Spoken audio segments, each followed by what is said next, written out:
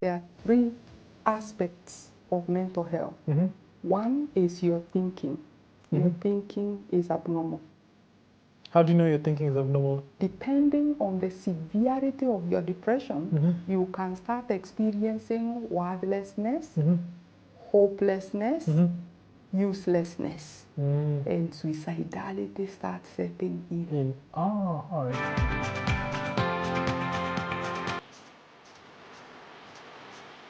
Good evening and welcome to the Late Night Business. My name is Ian Dennis, and tonight we have a very interesting conversation lined up because with me I have a doctor, and we're going to be addressing some of the interesting matters, or rather matters around mental health. How exactly can you address them? How exactly can we best be able to actually navigate through it? Because in a world whereby there's so much stress around us, there's so much going on, and how are we able to face this? And before I get to introduce my guest, I'd like to let you know that you're here at the Capital Club, the place you need to be as an entrepreneur.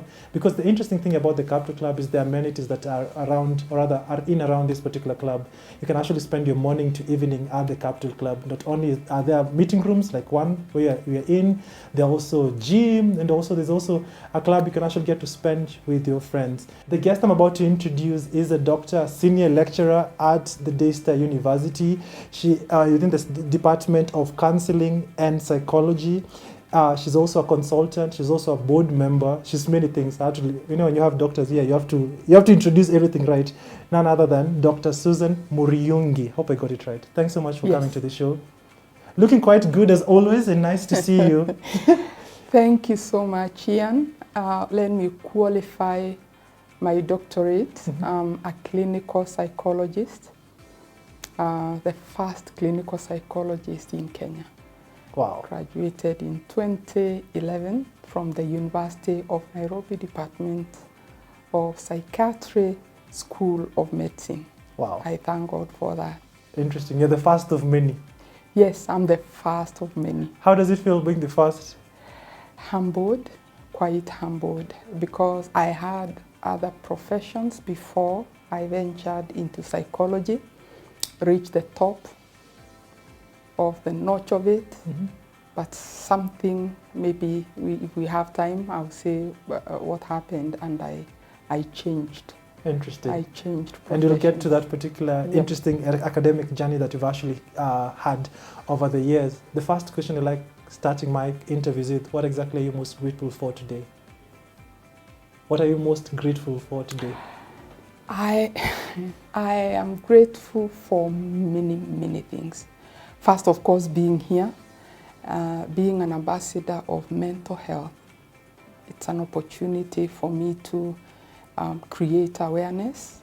I'm grateful for my life.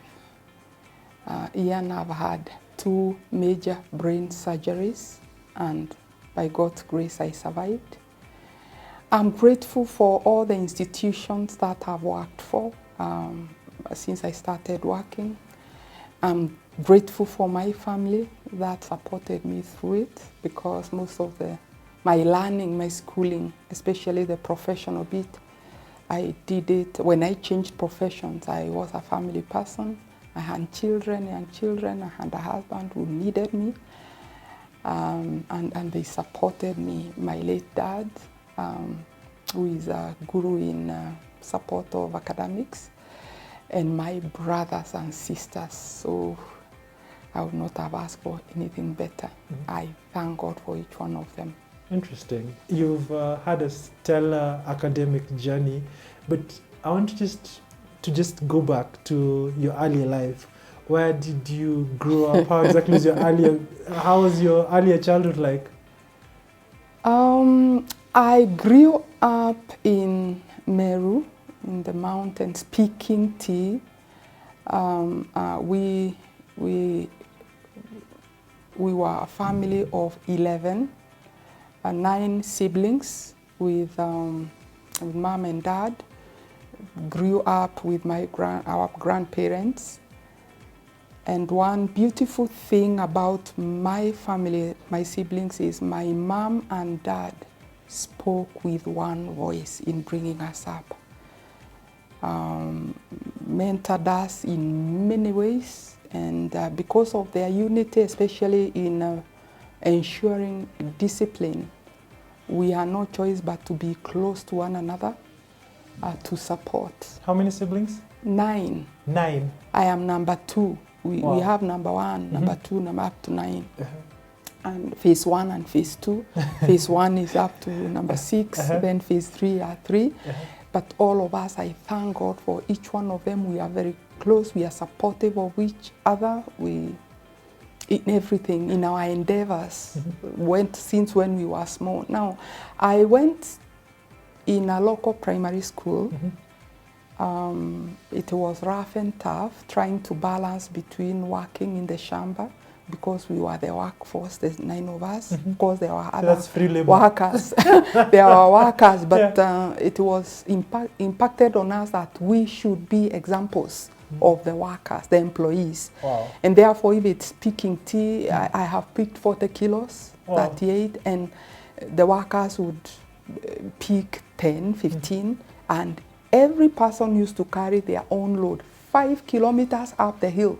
40 to the weighing centers. 40 kgs. Yeah, yes. And then after that you come, you know, mom and dad. Dad used to work with the city town council of Meru. Mom had a shop in Meru town. So we, by the time we had this a tradition, break all meals we used to eat together, breakfast together.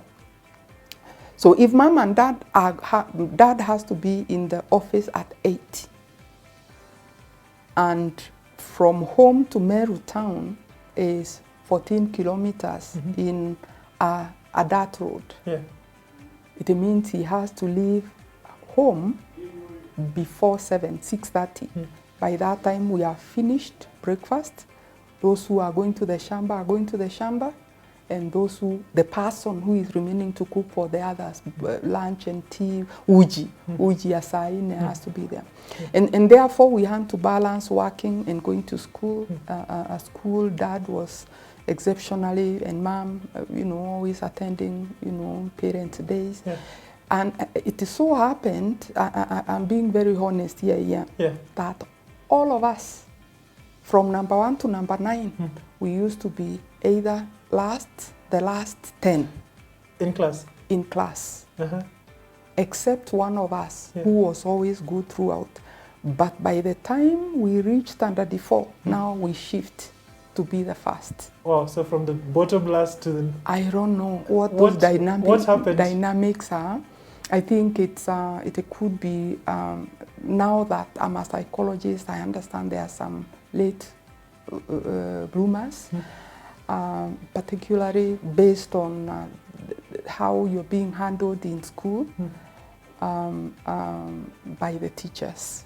And once you gain the confidence of the teachers, and at least our self-images were very good because of the grandparents. I told you we used to live with our grandparents, always being assured how clever you are, even the last being the position.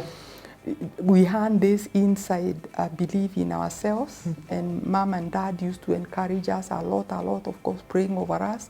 So our self-images, none of us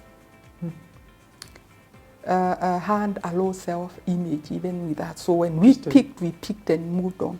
That's very interesting. And all of us, the least we have is a master's. Wow. So in a family, the minimum there, everybody has a master's. Degrees, masters, PhDs. God has blessed us. Interesting. You mentioned that you got into, before you got into clinical psychology in another particular career. Yes. How has your academic life been like? Okay, after standard 7, because I'm in that old school. Yes, that was before 844. Sorry, before 844. Before 844, yes. What was the system before? KCP, it was 7, 4, 2, 3. 7, 4, 2, 3. Again, I tried, when I did my KCPE, I failed. I failed miserably. The doctor failed? I failed. I had 12 points out of 36. I don't hide. That is like a D minus. I went to another school and repeated and topped in that school. with 27 points How- out of 36. How do you come from 12 to 27? That's the thing. Within a span of a year? The teachers, the Ah. teachers. We were very disciplined, but you know the way you are handled. You are handled and the way you are tutored, it makes all the difference. And since that time, I became 1-1, even in Form 4, because I went to a good school, the Chogoria Girls. I topped my class, the only one with an A, that's a Division 1. And I laxed. When I went to Form 5 and 6, the school I went was a good school, but there was this idea of identifying the academic giant in each class. So I was in the science class, and I used to represent the science students to go for trips as the giant performing. So what did that make me? Relax. Class, you're the giant. I was the giant. I was fast in Form 4.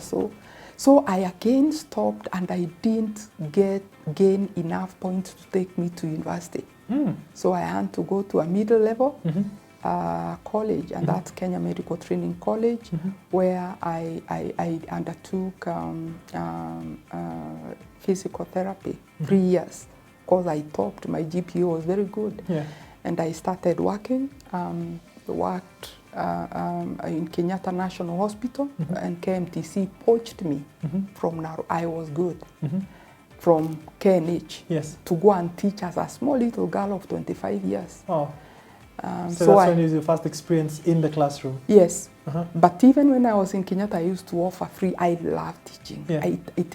I am passionate about impacting others. I used to volunteer free. And I'm given a unit, and I teach, and it used to be good. So they poached me, and I joined. I joined KMTC. I was very busy, seeing my clients. So you used to combine KNH and KMTC? No. Or you completely transitioned to KMTC? I completely transitioned to KMTC. Physical therapy. Became a lecturer. Very young, inexperienced lecturer. But I am passionate again about dealing with human life. Very, very passionate. And so I started seeing clients. We used to be allowed to see private clients in college, using machines. The rooms were there. I started working in Mata, in Nairobi Hospital. I have seen who is who. So you started doing therapy? Therapy. Physical therapy. I had my own machines. What's physical therapy? Okay, therapy means treatment. Physical therapy means treatment using physical means, not drugs. But physical means we have machines, different machines that we use depending on what the conditions that you're teaching, you are treating. Neurological conditions, if somebody is paralyzed, for example. If somebody, you have broken your leg, you see a physical therapist to show you how to walk, and after, how to move your joints, and so on and so forth. And therefore, while there, I started a key fit, aerobics, what they call aerobics, very popular. And I used to earn money in KMTC over lunchtime. So you used to do the aerobics then at KMTC? Yes. With the students or with patients? No, with outsiders. No, not patients. Those who go to the gym are not sick. Yes. So they need to be physically fit. And as a physical therapist, you know what every muscle does for what. If you want to reduce this, you know which movement to do, and so on and so forth. So I was doing a lot of things, doing private work in private clinics. I'm seeing my clients. I'm working part-time in Nairobi Hospital, working part-time in Mata Hospital when I'm on leave, and I'm teaching. My goodness. So you used to be a lecturer, used to be a consultant, you also used to be literally doing your own business, and used to do still the aerobics. I used to be something I did for about 4 years while I worked there. I was trained as a first aider. And therefore, I used to train for St. John's, in St. John's Ambulance Headquarters. So I was both a trainer and an examiner.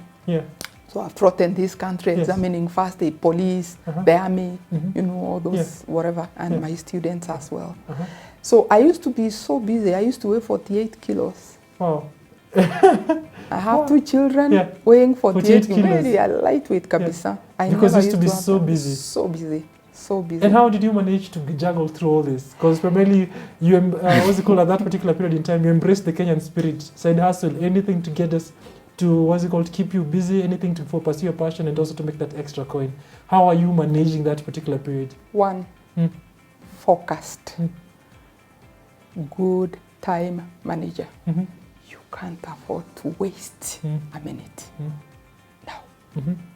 So I carry my diary everywhere, so I have to schedule for next week, this week, for tomorrow, Yeah, today. I remember even calling you, tell me you have to put it. Yeah, I do that. Yeah. I do that. That came from Dad, but very, Yeah. meticulating as far as I think our time dads share the management. same thing. My dad is also the same. What time? Yeah, One. Okay, yeah, sawa. yeah. People used to say, if you can't manage your time, there's nothing else you can manage. Yeah.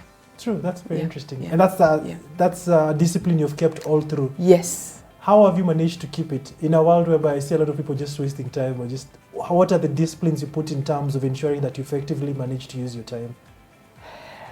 Refuse to be be assertive. Let me start it from there. Being assertive, being able to say no. No to many things. How are you managing to say no in a world where everybody says yes to everything? No, I'm assertive. Yeah. If you are a yes person, you're worse than a butterfly. When a butterfly is flying beautifully, when the wind comes, it's blown to the left, to the right, and it ends up missing the way where it was going. So being able to say, and being able to say no assertively, even to myself. I want to do this, and I tell myself no. Susan, no, not today, not now. You can delegate that, or you don't have to do it. And knowing my limit, knowing my limit. Listening to me. When I say listening, it's with the inner ear that I'm exhausted, I need to rest so that tomorrow I can be impactful. I'm now, the way I'm going today, I need to slow down. Otherwise, it will be bad on me. So that I remain focused and doing the things I'm supposed to do when I'm supposed to do them, and within the time span that I have said I'll do it. Interesting. Yeah. And that's a very interesting, I know. So discipline, it calls for a lot of discipline, a lot of discipline. Interesting. Yeah. And also something quite earlier on, you'd also mentioned something that you're most grateful for is that you overcame 2 brain surgeries. How did this come about? Because I'm like, I can try to imagine. I've actually had 2 friends who've actually gone through it. They're all quite well, and I know it's not an easy journey at all. Let me start by saying I'm a Christian. I'm saved. And I'm very, very, very deeply rooted in the Word of God. When I decided to change professions, So that from being a physical therapist to I hope there will be time to say how that started. Yeah, we can go into it, yes. I can start with it now? Yes, okay. we can go into it in brief. All right. Now I'm very busy doing what I'm telling you to do. I even used to work for AMREF. I did a course, a higher diploma course in medical education. I'm also a medical educationist, which made me be able to teach for AMREF. I did a thesis that shocked me. I think it was God-led, and my thesis was on accessibility of counseling services among students in KMTC. Now, this time I was a HOD, and it was assumed that when students have issues, they can be handled by their lecturers. There was no counseling department to deal with students or staff psychological issues. So I wanted to factually investigate if it is true. And I did a simple thing but deep among students in Kenya Medical Training College, Nairobi. And something shocking came out. Students said they'd rather go to see a witch doctor than tell their problems to lecturers. Wow. I cried. Why was the reason to that? I cried because they said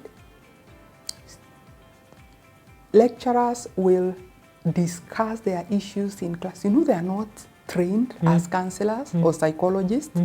So what will stop them from discussing their issues in their offices?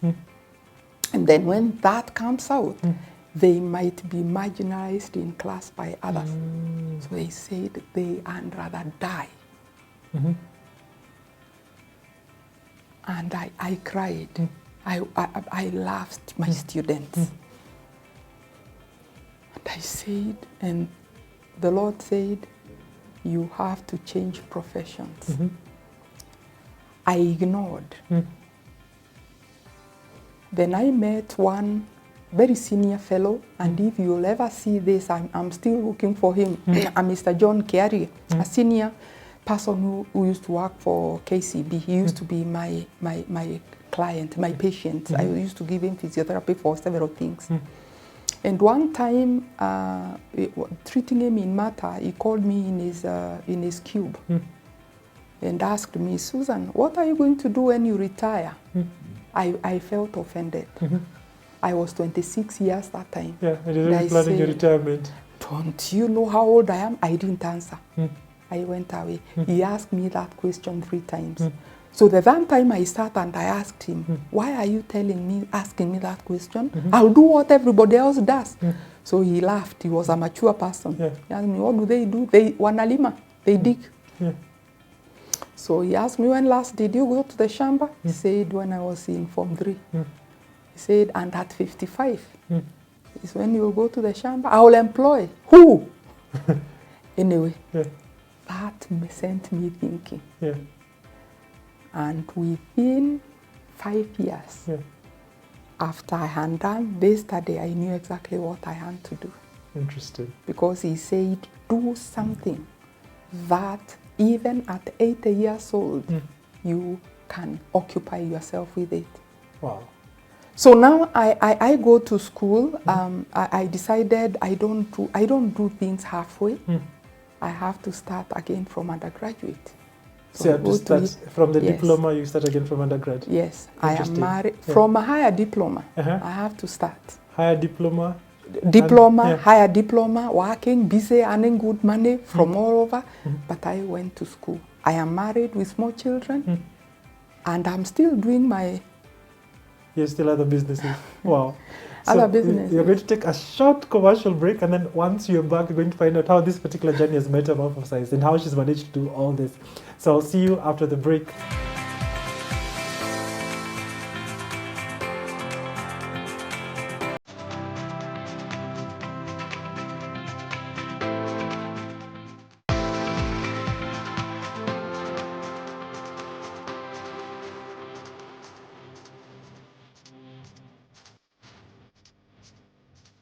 So welcome back to the show. Before we went on a break, Dr. Susan was just taking us through this particular interesting journey from the village to just meeting a gentleman called John Kiarias, Tasayo Jina Tamimi, and how exactly this particular conversation influenced her to literally change course from a physical therapist to a clinical psychologist. And also, before we went on a break, you just mentioning that you had to start again from scratch, from the diploma to do No, from undergraduate. Undergraduate, all right. The graduate. So I went to USIU, I did my undergrad. Of course, I graduated with a cum laude, or like a first class. But then I got sick, very, very, very sick. I used to get bouts of headaches.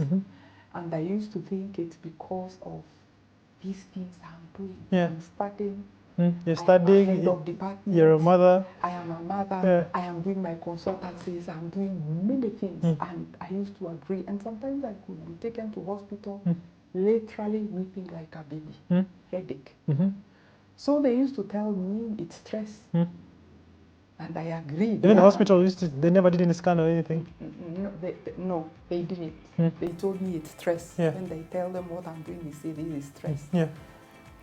So one doctor, very senior doctor, diagnosed me with sinusitis. And he said, urgently I have to go through sinusectomy operation to... And I was joking with him. He said, your nose is crooked. So I asked, Yeah. Was I born like that? Or was I, what has made them crooked? Yeah. They don't joke. This is urgent. So I went through it.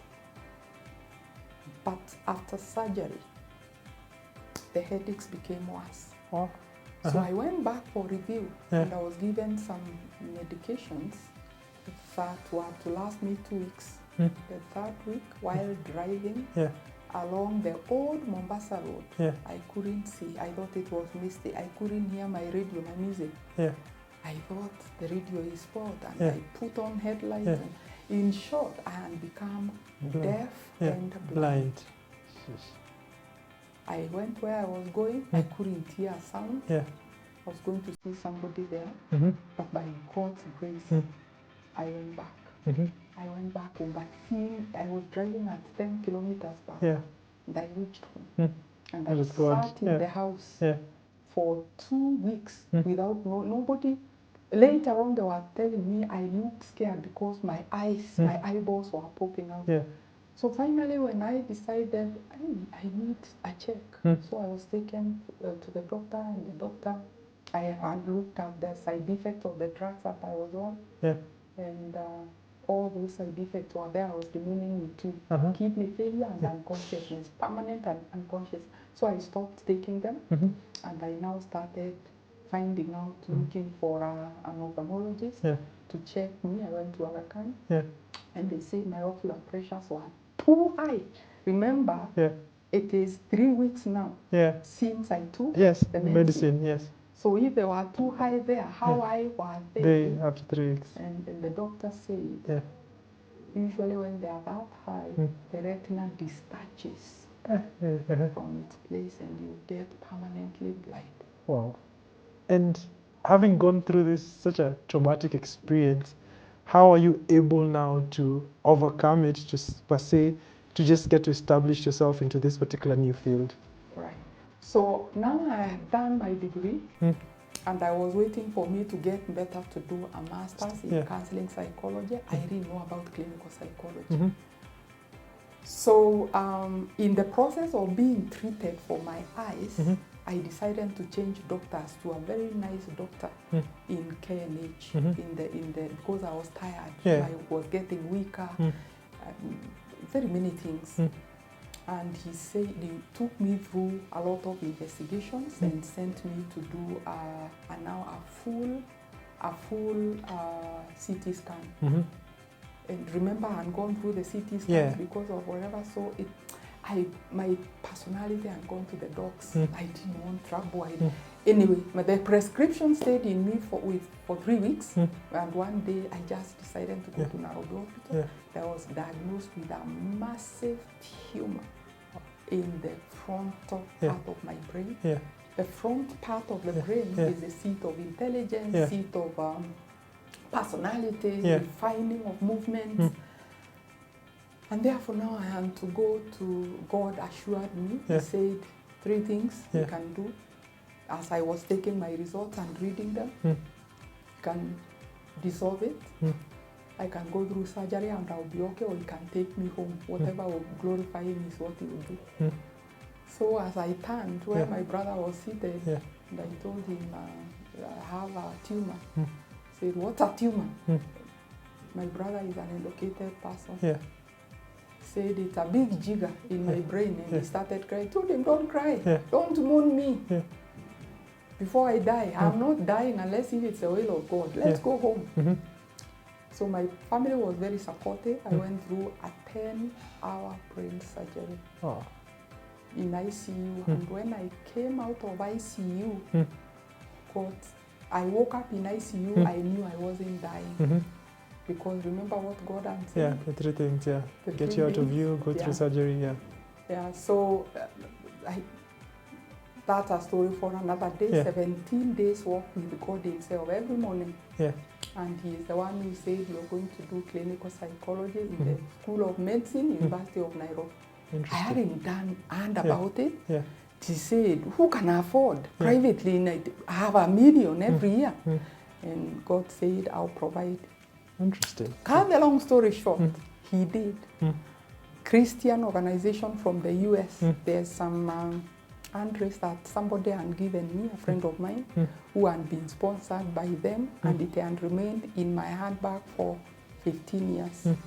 And God told me that one, apply. Yeah. And I got. Interesting. And now you've become a clinical psychologist, and Yes. I wanted now to address some of the issues that you actually go through, what's it called, that you're actually facing as a society right now. One of the things that you always say, you're a mental health advocate. And in the present world, I think mental health is now becoming, people are now starting to understand it and starting now to appreciate it. One of the core things that I want us to address is the aspect of depression. When someone, I think depression, first of all, define for us what depression is, because I know one of the ways when you become broke, everybody become depressed. When money comes in, you become healed. What's depression, first of all, and how does it come into place? Let me first start by defining what mental health is. And I'm using a layman's language. There are three aspects of mental health. One is your thinking. Your thinking is abnormal. How do you know your thinking is abnormal? Because there are Because a fool can never know he's a fool. No, it's not foolishness. Okay. Let me start by, we have a place we think from. It's called the mind. Inside the mind, thought processes go through. From where? From the perceptions that you receive from your sensory organs or from within your body, so that you are able to think through and come up with a conclusion. Now, you may come up with an abnormal conclusion or a normal conclusion. Now, once you think, you behave. You behave. Yes. Behavior. You can exhibit Normal. behavior that correspond to your thinking. So either normal or abnormal. Yes. So we can say mental health looks at thinking, it looks at behavior, and also looks at emotions. Now, coming to the questions that you have asked, what is depression? Depression is one of the many mental health disorders. It's among the common mental health. There are those that are common, and it's world over. It's not only in Kenya. Yeah. It is a mood disorder. And mood. In mood, there are two aspects of mood. What you feel and what you exhibit. What you feel, you say, for example, you can tell me I feel sad. I feel sad. Am I sad? When you look at me. No, you don't look but sad. When I say I feel sad and I'm crying, what you see is congruent with what I am feeling. So depression exhibits mood that has got two facets. The affect and the emotions.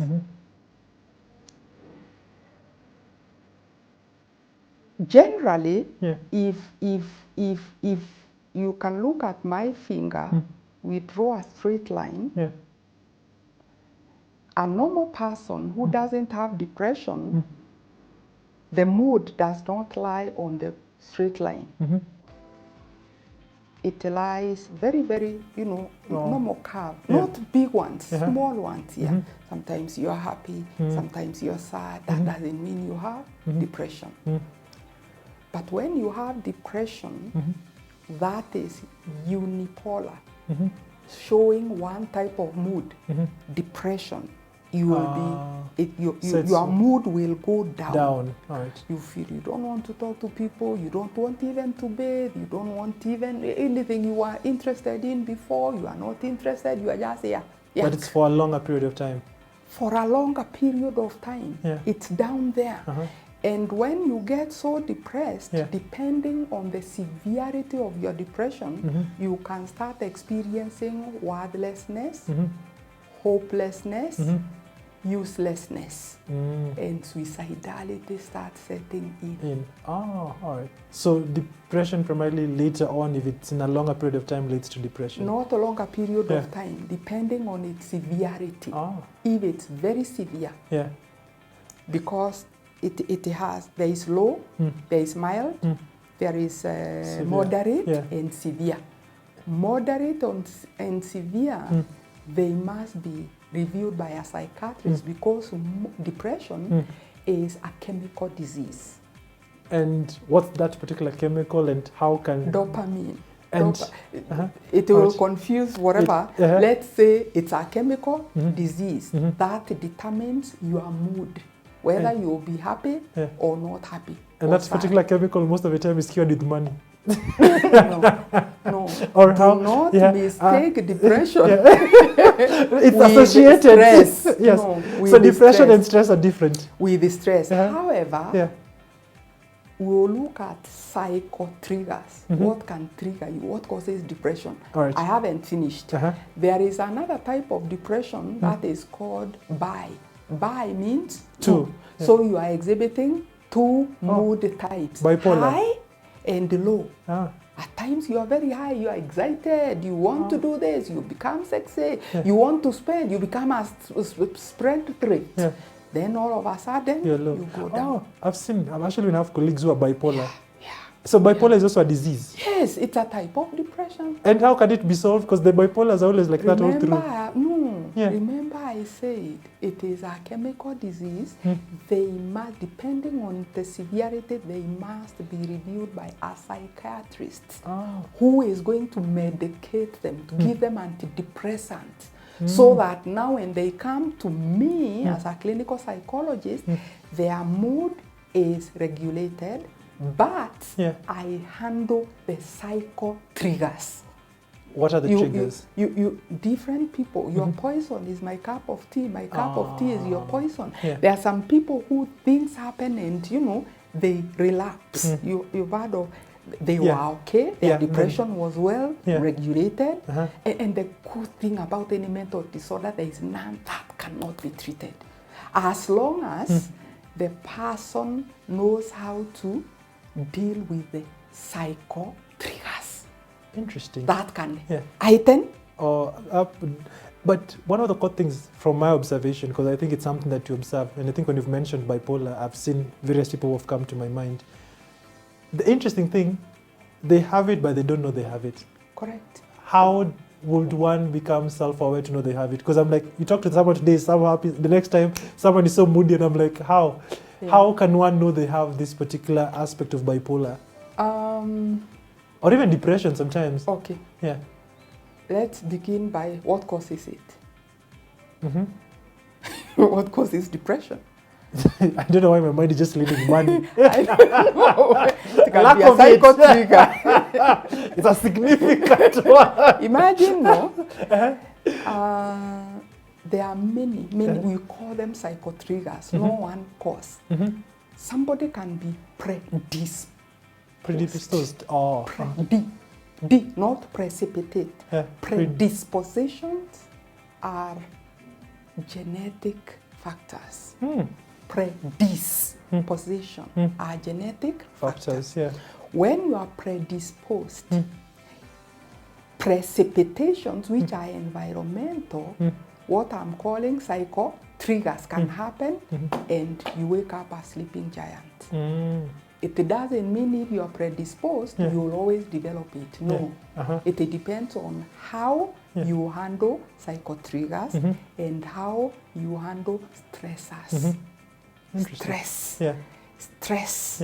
Handling of stress. And what's stress? Because we always use this. You're all over. I know. Answer the question. Sorry. I'm just a curious individual who wants to know. Okay. Let's go back to what you asked. Yes. What did you ask first? About depression and primarily what causes it. How can somebody tell? Yes. There are 21 symptomatologies of depression. 21. That's a lot. That's a lot. Yeah. And therefore, instead of trying to memorize them, there are those that are obvious. Sleeplessness, your sleep pattern. You can be hypersomnic or hypo. You are oversleeping or you are undersleeping. Appetite is affected. Lack of interest of the things like you. I know you are very passionate with your work. Yeah. All of a sudden, even coming to work becomes a nightmare. You come late, you are no longer interested. Lack of interest of things that were of a lot of interest to you. Some element of hopelessness, element of worthlessness, and many others. So what I would say is creation of awareness at the point where you are. I go around this country in organizations that invite me to create awareness, and we start with stress, because stress is the mother of them all. It's like the mother of all invention. Yeah. Chronic stress, not just stress. Oh, chronic stress. If chronic stress is not alleviated and sorted, then it can lead to very many other things. Oh, interesting. So stress is primarily where everything comes. Chronic. Call it chronic. Because without stress, you and me and everybody else would lead a very boring life. True. Stress wakes you up, it causes your immunity to start improving and behaving, but if it becomes chronic and resolved over a long period of time, then you are in for a lot of trouble, both mentally and physically. Because the chemicals that you produce when you are chronically stressed, if they are overboard, they start killing your white blood cells, the soldiers of your body. Oh, so they kill white blood cells. So your immunity goes down. If you're chronically stressed when you're pregnant, those chemicals reach the baby. And you give birth to a baby that is not thriving because the immunity is low. Okay, that's a very interesting one. So chronic stress can actually kill the white blood cells. Yes, not that they can actually, it does. Kills. Yes, another element is anger. Anger in depression. Anger, and anger and being very quick in getting irritated. Irritability is very high. Something small, you burst like a bomb. I know, yeah. Anger, when you're angry. Yeah. Remember, you have depression. Yes. The dopamine is not enough. Yes. And now you are adding these other symptoms. Anger. Anger is an adrenaline affair. God created us with adrenaline to help you deal with whatever is challenging you, whatever is threatening you, either to run away or to fight it.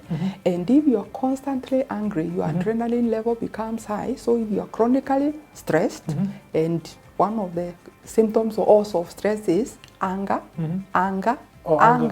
fury. Let me call it fury. So your white blood cells are being killed by adrenaline and the cortisols. Wow. So your immunity really gets compromised. So sometimes you overlook these things, but stress can actually make you sick. Yes. Even anger can make you sick. And remember, these things, they are not exclusive for adults. Whether chronic stress or depression, it's only that you can have a child who is depressed.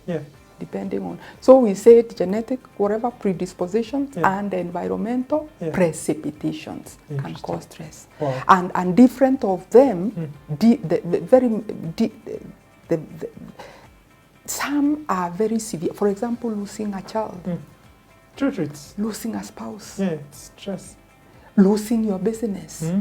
It can trigger depression, stress and depression. Wow, interesting. Yeah. I'm like, time has literally just gone out of the roof, and that's why I was trying to be all over because there's so much I wanted to tackle. But the last question I'd like to ask, and maybe just we make it very, very brief. You're always an advocate, and I remember every time even we meet for the board meetings, you tell us you have to sleep for at least 8 hours. Yes. In brief, why do you champion for this? Because I think we're in a country whereby we're trying to hustle, want to have a side hustle, want to do this and this. Why do you champion for 8 hours of sleep? Remember, this is not a Kenyan affair. There are studies that have been conducted, and they have proved that 8 hours of refreshing sleep, not lying in bed for 8 hours, refreshing sleep allows the negative chemicals that you accrued during the day to be removed by the kidneys, by the liver. Oh, so the chemicals go through the kidneys and the liver? Yes, for filtration. So if you're not sleeping enough and your brain is active, it means most of the blood is going Up. producing, so that if you can look at my finger, you wake up with higher levels of cortisol, higher levels of adrenaline, and it goes up like that. So you sleep, we call it refreshing sleep. 8 hours. Whether you are old, for younger babies and whatever, they sleep longer, 14 hours, 16 hours, but they go on until in adulthood. And you know, sometimes even in primary schools, you hear children are in boarding and they are only sleeping 6 hours. You are doing a lot of injustice to those kids. Interesting. Even their memory, because their brain has not rested, their memory they will lose their ability to remember, recall. Interesting. Wow. I think that's one of the core things that you all need to get. Tulale, tulale, tulale. It's not the sleeping dogs sleep, or you used to say, let the sleeping dogs lie. But it's actually been proven, and I've really enjoyed this conversation. I think just out of time, we're going to end it at this particular point, but you need to have Dr. Susan again because there's so much that you need to learn. I actually didn't know that, provided when you're stressed, it kills your white blood cells. And that's an always interesting conversation. And here at the Late Night Business, we strive to always have such conversations. Thanks so much for having watched the show. You can always get to consult Dr. Susan as a senior lecturer at this university, and primarily she's also a consultant on matters clinical psychology, and I'm actually learning so much. So thanks so much for having watched the show. Hope you learned a thing or two. Until next time, my name is Ian Dennis, and this is the Late Night Business.